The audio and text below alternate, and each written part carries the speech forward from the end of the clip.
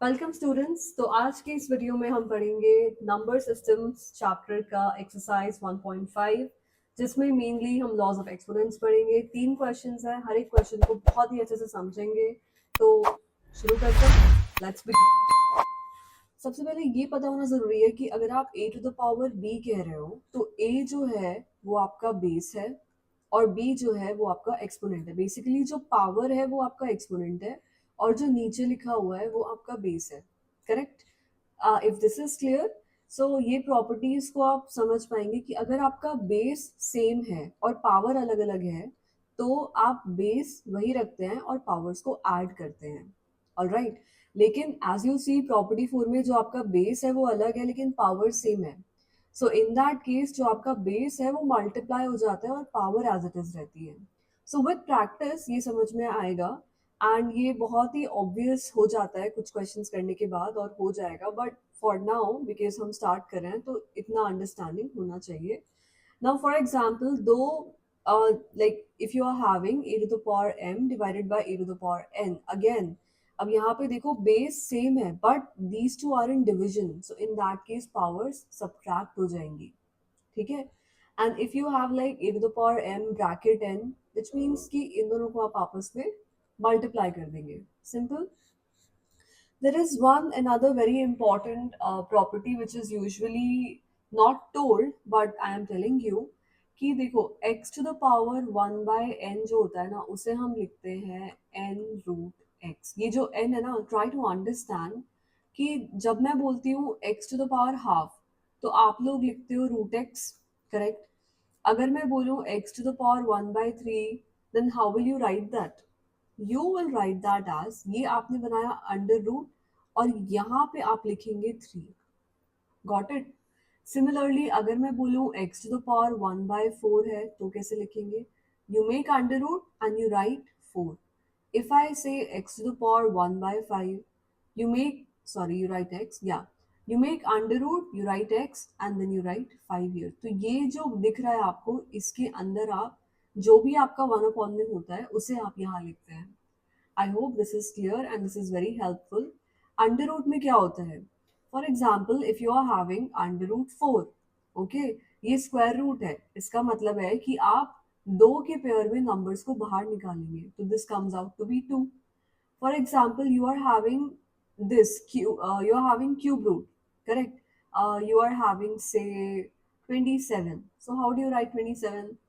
Cube root of 3 3s are 9, 3s are 27। तो आप 3 के पेयर में बाहर निकालेंगे क्योंकि यहाँ 3 लिखा हुआ है, so the answer will be 3। ठीक है? आई होप लॉजिक क्लियर है। And so let's move on to the very first question of this exercise. Alright, so let's look at the first question. अब हमें फाइंड करना है basically, ये simplest form में नहीं है। Like 64 to the power half क्या होता है, मतलब how can you write it as a whole number? Okay, this is an exponent, a to the power b form है। यहाँ पे मेरा ए क्या है? 64, और यहाँ पे मेरा बी क्या है? हाफ। तो ये एक्सपोनेंट फॉर्म में है, मुझे इसे होल नंबर के फॉर्म में, सिंप्लीफाइड फॉर्म में लिखना है। ओके, तो सबसे पहले पहले तो मैं एज इट इज इसे लिख लेती हूँ। ठीक है, 64 का पावर हाफ हमें दिया हुआ है। Now what can I right it? अब जब आप 64 का प्राइम फैक्टराइजेशन करेंगे तो आपको मिलेगा कि 2 को जब आप 6 बार मल्टीप्लाई करते हैं तो 64 आता है, और ऑलरेडी हमें इसका पावर दिया हुआ है half. Correct? Now this is a to the power b bracket m। Correct? क्या बोला मैंने? ये किस फॉर्म का है? a to the power m whole n।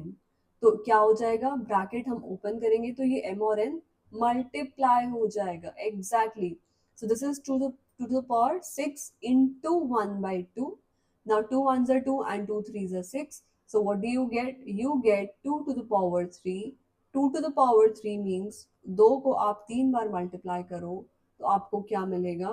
2 2s are 4, 2s are 8, your answer is 8। Correct? Simple. Now moving on, next you have 32 to the power 1 by 5। now here also your a is 32 and your b is 1 by 5। Correct?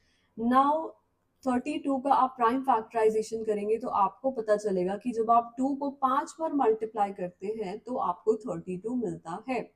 Again it is of the form a to the power m whole bracket n।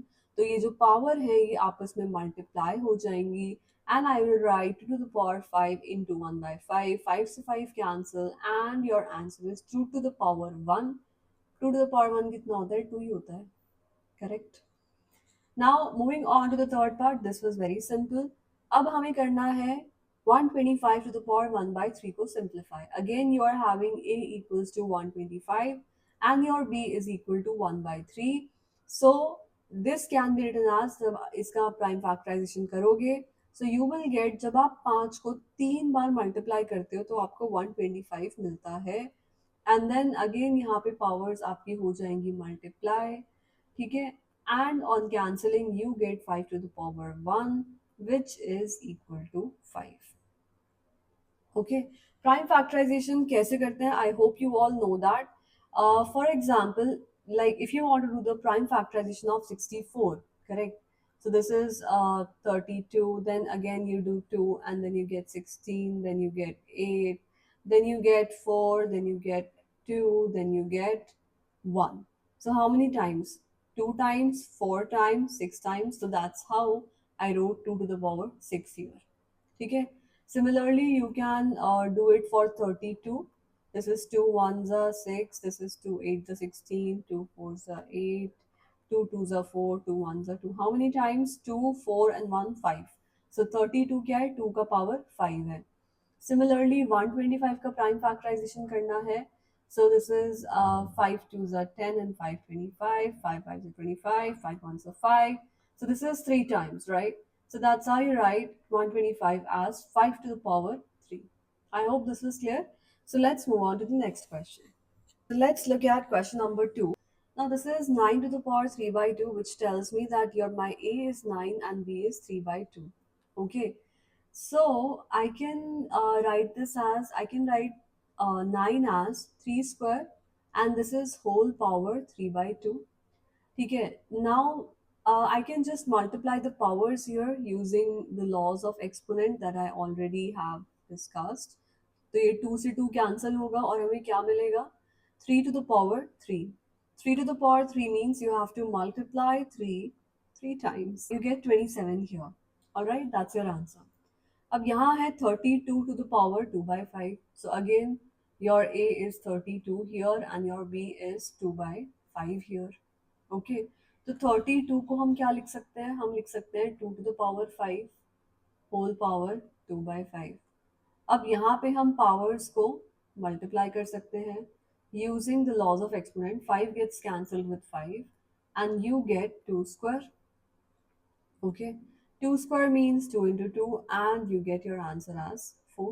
See, just now we saw कि laws of exponents का use करके हमने इनको simplify किया, but I am pretty sure कि आप में से बहुत लोग होंगे जो थोड़ा और अपना दिमाग लगा के ये बोलेंगे कि मैम हम इन्हें एक और मेथड से भी कर सकते हैं, और पहले मैं उस मेथड से आपको सॉल्व करके दिखाती हूँ। This is like a tricky one.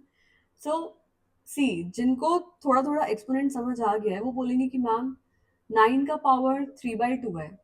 3 by 2 का मतलब है कि 9 को मैं 3 बार मल्टीप्लाई करूँ और मैं यहाँ लगा दूँ स्क्वायर रूट। फिर स्क्वायर रूट में पेयर में 9 बाहर आ जाएगा और ये रूट में 9 बच जाएगा। फिर मैं रूट में 9 को लिख सकता हूँ 3 इंटू 3 एंड ये हो जाएगा 9 इंटू 3। आंसर आ गया 27। ये वही आंसर है जो लॉज ऑफ एक्सपोनेंट्स को यूज करके आया था। तो फिर हम इस मेथड से सॉल्व कर सकते हैं। Can we solve it by this method? No, बिल्कुल भी नहीं। दिस इज रॉन्ग बिकॉज आपने सीखा है लॉज ऑफ एक्सपोनेंट, ठीक है, और आपको लॉज ऑफ एक्सपोनेंट्स का यूज करके ही इस क्वेश्चन को सॉल्व करना है। अगर आप अपना दिमाग का थोड़ा ज़्यादा इस्तेमाल करके इस तरीके से करेंगे तो आपको पेपर में 0 मिलेगा, क्योंकि आपने लॉज ऑफ एक्सपोनेंट्स का तो यूज़ ही नहीं किया। ठीक है। सिमिलरली आप बोल सकते हैं कि मैम ये जो अब इसका दूसरा पार्ट है, क्या मैं इसको भी ऐसे ही सॉल्व कर सकता हूँ कि मैं 32 को 2 बार मल्टीप्लाई करूँ और मैं रूट 5 है तो मैं ये लगा दूँ। ठीक है, तो 32 को आप लिख सकते हैं 2 का पावर 5, इसको भी आप लिख सकते हैं 2 का पावर 5, और ये क्या है 2 into 2 and your answer will be 4. तो 4 आपका आंसर आ जाएगा, पर क्या ये सही है? ये बिल्कुल भी सही नहीं है। बिकॉज रीजन क्या है कि आपने लॉज ऑफ एक्सपोनेंट क्या यूज नहीं किया? आपने यूज नहीं किया laws of exponent. Laws of exponent कहाँ यूज किया है? तो this is wrong again, don't do this in the exam, you will get 0 mark. ठीक है, तो ज्यादा दिमाग ना लगाएं, लॉज ऑफ एक्सपोनेंट का यूज करके ही क्वेश्चंस को सॉल्व करना है, otherwise don't expect any mark. ठीक है, तो ये हर क्वेश्चन में किया तो जा सकता है और आपकी अंडरस्टैंडिंग के लिए भी बहुत जरूरी है कि हाँ this is what it means, but हम यूज लॉज ऑफ एक्सपोनेंट का ही करेंगे। Okay, so let's move on to the next part of this, part of question number 2. So what do they say here? 16 to the power 3 by 4, right? So your A is 16 and your B is 3 by 4. You can write 16 as 2 to the power 4 and whole 3 by 4.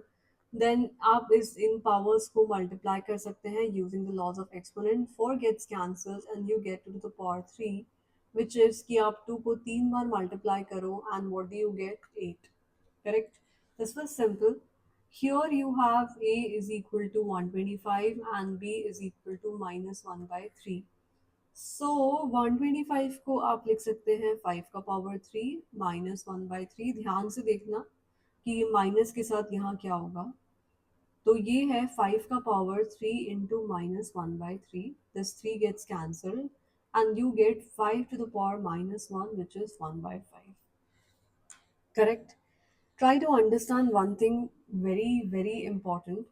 ये 1 by x को हम लिख सकते हैं x to the power minus 1. 1 upon x का power n को हम लिख सकते हैं x to the power minus n. For example 1 upon 2 square को मैं लिख सकती हूँ 2 का power minus 2. I can go from here to here और हियर टू हियर, दोनों पॉसिबल हैं। ठीक है, बट रिड्यूस्ड फॉर्म क्या है कि उसमें कोई भी ये माइनस ना हो, पावर ना हो, एकदम सिंपल से सिंपल टर्म्स में आपको एक्सप्रेस करना है। सो यहाँ पे मत रुक जाना। ठीक है, ये स्टेप लिखना बहुत ज़रूरी है। This is the correct answer. Okay, and do not forget this. ये जो मैंने आपको यहाँ बताया है ये भी बहुत ज़रूरी है। Alright, so let's look at the next question. Let's look eight question number 3। ठीक है, यहाँ पे दो एक्सपोनेंट्स को मल्टीप्लाई किया हुआ है। This is of the form a to the power m into a to the power n. So this will be a to the power m plus n. Very careful. So 2 to the power 2 by 3 plus 1 by 5. तो आप इनका ले लो LCM. LCM क्या आएगा? 15. Correct? 3 5s are 15 into 2 is 10. 5 3s are 15. What do you get? You get 2 to the power 13 by 15. बस आप इसे यहीं छोड़ दो। ठीक है, और इसे सिंप्लीफाई करने की कोशिश ना करें एंड यही आपका आंसर है।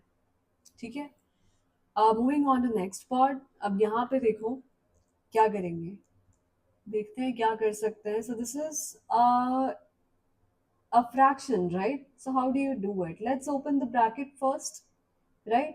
तो 7 जो है ऊपर भी पावर में चला जाएगा और 7 जो है वो नीचे भी पावर में आ जाएगा। अब 1 को कितनी ही बार मल्टीप्लाई करो 1 ही आता है, और 3 का पावर में 7 3 क्या होता है? 21। अभी मैंने आपको क्या बताया था? 1 अपॉन एक्स का पावर n है तो हम उसे क्या लिख देते हैं? Minus n। Exactly. So the answer is what? 3 to the power how much? 3 to the power minus 21. Correct? That is your answer. तो आप दोनों लिख दो, like you write this step also and this step also. जो आपकी ma'am को अच्छा लगेगा वहां पे आपको मार्क्स मिल जाएंगे, but you right both the steps. Alright, अब ये किस फॉर्म का है? पहले तो आपको ये थोड़ा क्लैरिटी होना चाहिए कि ये बेस सेम है और जो एक्सपोनेंट है वो अलग अलग है, तो इस केस में ये सब्ट्रैक्ट हो जाएगा। ओके, तो this would be 11 to the power 1 by 2 minus 1 by 4, and then this becomes 4, 2 minus 1, and this is 11 to the power 1 by 4. Okay, and that's your answer. That's it. और हम इसे simplify नहीं कर सकते, so we will leave it here. ठीक है, तो इस पार्ट में देखो दो एक्सपोनेंट्स को मल्टीप्लाई किया हुआ है, करेक्ट। तो जो आपका बेस है वो अलग है, लेकिन जो आपका एक्सपोनेंट है वो सेम है, correct. So what is it? The base will get multiplied and the exponent remains as it is. So this is 7 into 8 to the power half. So this is 7 8s are 56 to the power half. And simply आप bracket को remove कर दीजिए, ठीक है। bracket का कोई meaning नहीं है यहाँ पे, तो on removing the bracket, or you can just say that here it's 1, so 1 into half is half, and that is your answer. Okay, I hope आपको ये एक्सरसाइज बहुत ही अच्छे से समझ आई होगी। समझ आई हो तो वीडियो को लाइक करना, चैनल को सब्सक्राइब करना, अपने फ्रेंड्स के साथ शेयर करना, and if you have any doubts remaining please do write them in the comment and I will respond to each one of them. ठीक है, सो अगली वीडियो में मिलते हैं। Bye bye.